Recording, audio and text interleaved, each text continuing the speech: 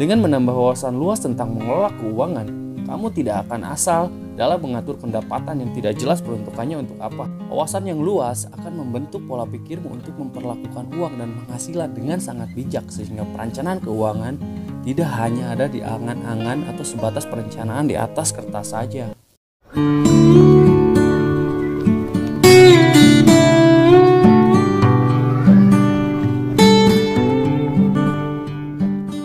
Assalamualaikum warahmatullahi wabarakatuh.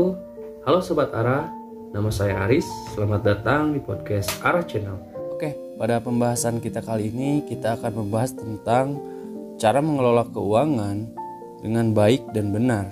Oke teman-teman, semua orang tentunya punya kemampuan untuk berusaha mendapatkan penghasilan yang mapan. Namun tidak banyak orang yang bisa mengelola keuangan dengan baik. Jadi seberapapun banyaknya penghasilan yang didapat, tetap tidak mampu membuat kehidupan dan masa depan jadi lebih baik. Lantas sebenarnya bagaimana cara kita memperlakukan uang dan mengelolanya? Tentunya kamu perlu tahu cara mengelola keuangan dengan baik agar usahamu untuk mengumpulkan uang itu tidak habis begitu saja tanpa tahu peruntukannya untuk apa. Tidak hanya mengelola keuangan pribadi saja, nantinya kamu bisa mengatur keuangan keluarga, bahkan tahu cara mengelola keuangan perusahaan tempat kamu bekerja. Dan ini pentingnya teman-teman, untuk semua orang bisa mendapatkan informasi tentang bagaimana cara mengelola keuangan dengan baik dan benar. Yang pertama yang harus kamu buat adalah perencanaan keuangan dengan matang. Sejak awal kamu memiliki penghasilan, maka sejak saat itu juga kamu perlu membuat perencanaan keuangan. Menyusun manajemen keuangan adalah strategi pertama yang banyak dilewatkan oleh banyak orang karena menganggap perencanaan keuangan itu hanya untuk kalangan pembisnis saja atau orang-orang dengan penghasilan yang tinggi saja. Bahkan perencanaan keuangan ini bisa dimulai sejak kamu sekolah loh teman-teman. Dan hal yang pertama dipahami tentang cara mengelola keuangan dengan membuat perencanaan keuangan adalah tentang kebiasaan. Karena tidak ada rumus pasti bagaimana cara mengelola atau mengatur keuangan itu sendiri yang berlaku bagi semua orang. Bahkan dalam penerapannya, kamu pasti akan mendapatkan tantangan tersendiri mendisiplinkan diri untuk merencanakan keuangan, buat target pencapaian tentang pengelolaan keuangan tiap bulan, dan terus melakukan evaluasi sampai kamu benar-benar memahami dan mempraktekkan rencana keuangan yang kamu buat. Hal yang paling sederhana dari perencanaan keuangan adalah membagi rekening menjadi beberapa kebutuhan agar uang yang telah disisihkan jelas peruntukannya untuk apa. Misalnya nih, kamu memiliki rencana untuk membeli gawai baru, maka kamu perlu menyiapkannya dana khusus untuk memenuhi kebutuhan tersebut dan target pencapaiannya. Hal ini akan membuat kamu memiliki pos keuangan tersendiri dan membaginya dari pengeluaran bulanan. Yang kedua adalah siapkan dana darurat. Menyiapkan dana darurat adalah salah satu cara mengelola keuangan yang cukup sederhana teman-teman. Cara ini bisa kamu dapatkan manfaatnya saat membutuhkan dana talang dari kebutuhan dana yang tidak terprediksi di masa depan.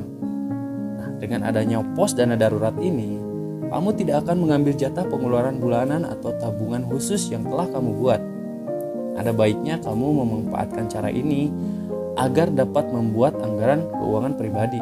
Para penasehat keuangan menyarankan untuk memiliki dana darurat minimal 6 kali kebutuhan hidup bulanan. Cara mengelola keuangan ini juga harus menentukan batas bawah dana darurat dan rencanakan untuk mengisi kembali sesuai dengan target yang telah kamu buat.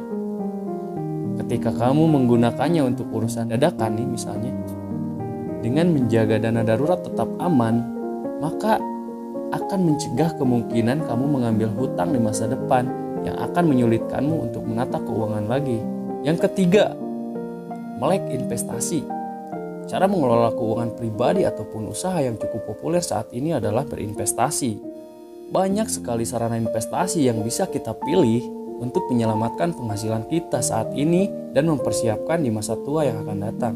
Nah, dengan cara investasi secara tidak langsung, kamu akan memiliki penghasilan pasif yang membantu meningkatkan penghasilan dari gaji bulanan yang sudah ada. Nah, pilihan investasi dilakukan ketika kamu merasa sudah cukup memiliki tabungan atau berbagai porsi untuk memulai menyiapkan dana investasi setiap bulan. Kamu bisa berinvestasi di sektor pemilikan saham, reksadana, logam mulia, atau investasi properti yang harganya semakin naik setiap tahun.